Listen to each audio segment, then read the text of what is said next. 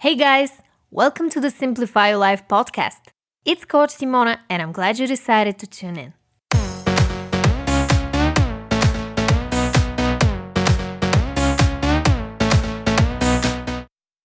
What's up, everyone? In today's podcast episode, we're going to talk about how to build self-discipline. And I will share with you 5 ways to become more disciplined and create a life you absolutely love. Now, let's jump right into it. I'm gonna be straight with you. I've struggled with self-discipline since I was a little kid. I've always rebelled against the rules, set not only by others, but also by myself. This self-sabotaging behavior led me to procrastinate on taking action most of my life, until I decided that it was time to evolve and go past it. Here's the thing though, discipline doesn't work the way you want it to. Your mind will always try to keep you safe and protected by not letting you try these new scary things that you know you need to do. So, you have to learn how to work with your mind and be patient with yourself throughout this whole process. Here's my first tip on building self-discipline. Do something small.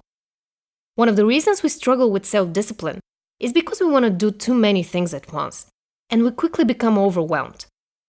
By dividing your big tasks into small chunks, it will be a lot easier for you to do them. For example, if you need to build self-discipline in the workplace, make a deal with yourself that you're going to work on that task for 5 minutes, and then take a break. The interesting thing is that once you start, you will probably work more than 5 minutes, and get it done before you know it. The problem with building self-discipline doesn't come from not wanting to do the work, but from having resistance from starting it. That's why the first step is the most important one. Do something small and build up from there. My second tip is to eliminate distractions. We've heard that one many times before, yet we still have a hard time doing it. The question is, why? Let's pause and think about it for a second. Our distractions have great design, a lot of thought put into them. They're these cute, shiny objects that want our attention. And yes, I was mainly talking about our smartphones and computers. People spend millions of dollars creating apps that are literally making us become addicted to our phones. And we still wonder why we live in a world where it's so hard to build self-discipline. Here are several suggestions to eliminate distractions. What I did in the past few weeks was to delete all my social media apps from my phone. And I have logged out from my Facebook account so that it's harder to log in even if I have the urge to do so. The funny thing is, after a day or two, I completely forgot about it. So what I advise you to do is take a merciless look at all the things that are wasting your time and remove them from your life.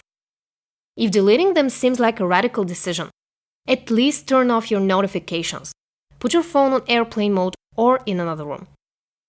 As far as desktop distractions go, use Chrome or Safari extensions such as Facebook Eradicator that will help you boost your productivity.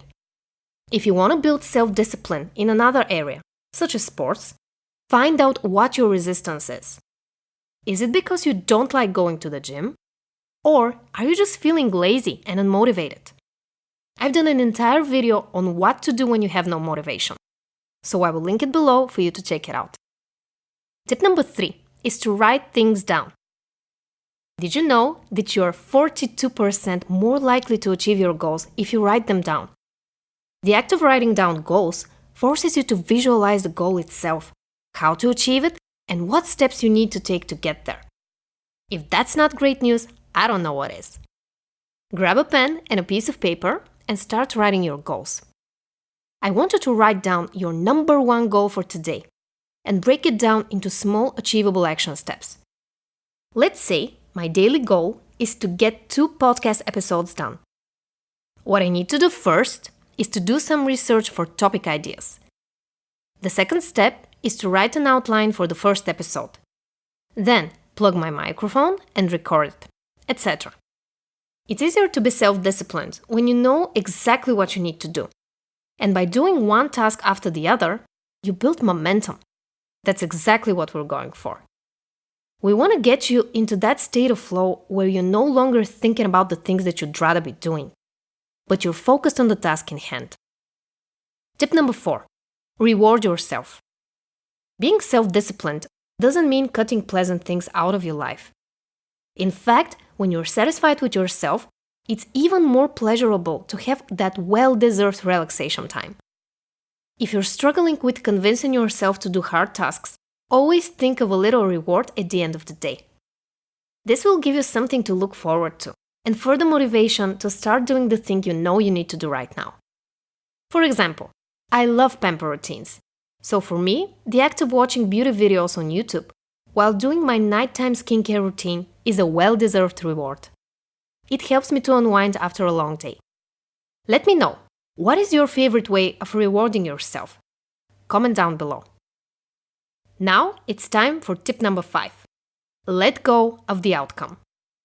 If you had to take one thing from this podcast episode, please let it be this.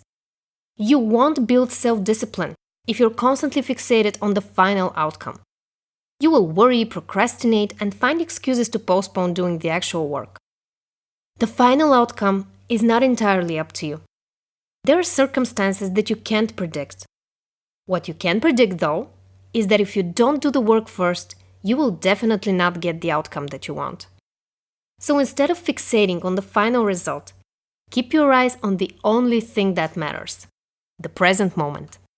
As my favorite Chinese philosopher Lao Tzu says in Tao Te Ching, do your work, then step back. The only path to serenity.